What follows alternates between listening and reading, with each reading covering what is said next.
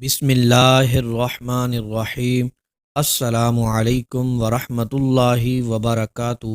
میرے تمام دیکھنے اور سننے والوں کو اللہ عز و جل رمضان المبارک میں سفر مدینہ عطا فرمائے اور حاجتیں پوری فرمائے۔ آج افطاری کے وقت کے حوالے سے آپ کو ایک ایسا عمل بتانے جا رہا ہوں جو زندگی میں کسی بھی مشکل سے مشکل مقصد میں کامیابی حاصل کرنا چاہتے ہوں، ہر مشکل سے مشکل حاجت کو فوراً پورا ہوتے ہوئے دیکھنا چاہتے ہوں تو افطاری کے وقت یہ عمل ضرور کر لیں جو آپ کو بتانے جا رہا ہوں، کیونکہ جب ہم اپنے رب کو انتہائی عقیدت کے ساتھ پکارتے ہیں، اے اللہ عز و جل، اے ہمارے رب، اے ہمارے پروردگار، تو فوراً وہ مالک، وہ خالق اپنے بندے کی طرف نظر رحمت فرماتا ہے۔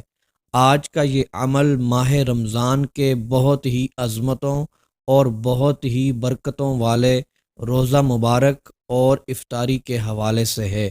افطاری کے وقت جب آپ نے روزہ کھولنا ہے، اس سے پہلے یہ عمل کر لینا ہے۔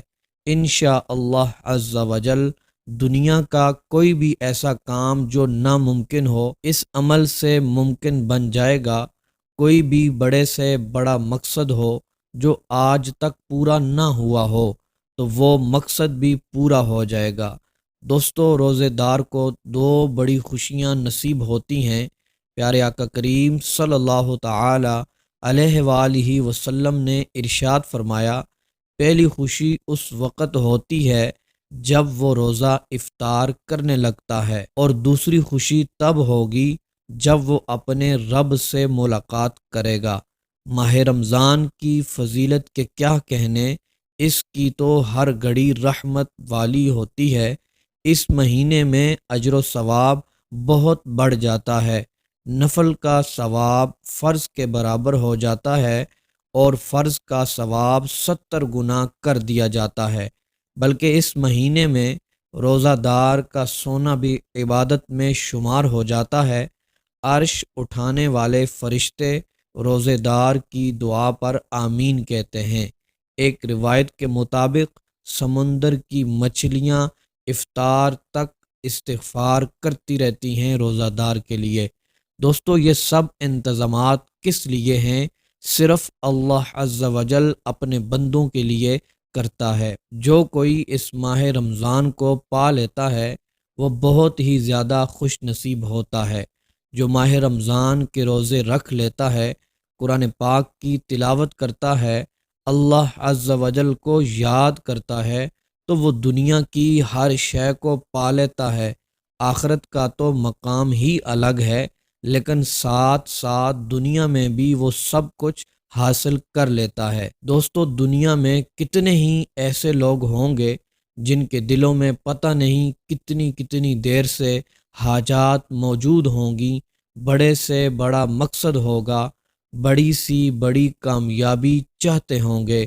تو میں آپ سے گزارش کروں گا، جب روزہ افطار کرنے لگیں تو روزہ افطار کرنے سے 2 سے 3 5 منٹ پہلے یہ چھوٹا سا عمل آپ لوگ ضرور کر لیں۔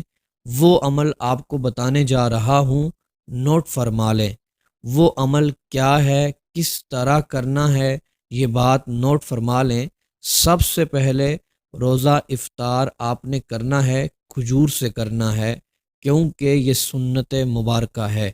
اب سنیں، عمل یہ ہے کہ آپ جب دسترخوان پر بیٹھ جائیں تو آپ نے سورۃ الاخلاص کو پڑھنا ہے، 2 مرتبہ پڑھنا ہے، اور پھر آپ نے اللہ عز و جل کا اسم مبارک ہے العلیم، العلیم، اس کو بھی 2 بار آپ نے پڑھنا ہے۔ یہ ایک بار عمل ہوا، پھر دوبارہ یہ عمل آپ نے کرنا ہے، یعنی 2 مرتبہ یہ عمل کرنا ہے۔ پہلے 2 مرتبہ سورۃ الاخلاص کو پڑھیں، پھر 2 بار آپ اسم مبارک کو پڑھیں العلیم، پھر 2 مرتبہ آپ سورۃ الاخلاص کو پڑھیں، پھر 2 مرتبہ اسم مبارک کو پڑھیں، یہ آپ کا عمل 2 مرتبہ مکمل ہو گیا۔ پھر اس کے بعد آپ نے اپنے دونوں ہاتھوں کو اٹھا لینا ہے اور پھر آپ نے اللہ عز و جل کی بارگاہ میں گڑ گڑا کر رو رو کر دعا کرنی ہے۔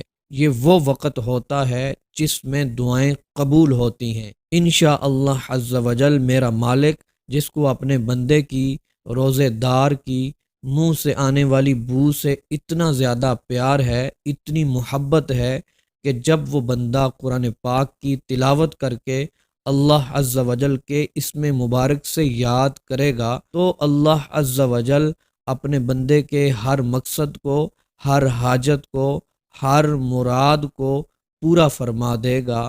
یہ بہت ہی خاص عمل ہے اور یہ وقت بھی بہت ہی خاص ہوتا ہے۔